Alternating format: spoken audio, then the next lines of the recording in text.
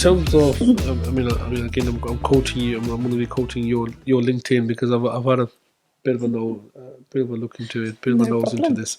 You talk about coaching, passion about coaching and the whole sort of coaching way of managing staff and people and so forth. So talk to us a little bit about your introduction to this whole coaching arena and how do you view that as a positive way, I would assume, of managing people. Yeah, and I think many roles in HR, my role back in Well and here, it's quite a small team. So I think very early on in HR, you have to realise that actually there's only so much you can do as one person, and working through others and coaching others and empowering others to kind of work towards the same strategy and the same agenda is how you can have a bigger impact. So you can actually go kind of hell for leather as an individual working on one project, but actually if you get people on board, if you can coach and help people to help you get there as well, it's a much bigger impact that you can get. So across HR, I've worked with a lot of people who have taken on additional roles as an engagement champion or a recognition champion, and it's always kind of an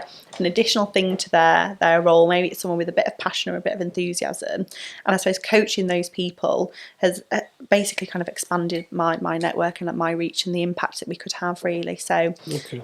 Yeah. So in terms of you've had a number of different roles where you've been managed and you've gone into teams and so forth. I mean, what have you learned about sort of management styles and how has that changed for your good self and how do you at this moment in time perceive what does good look like for yourself? I think having a manager and being a manager, I think someone once said to me early on in my career, you've got 2 ears and 1 mouth for a reason, so listen.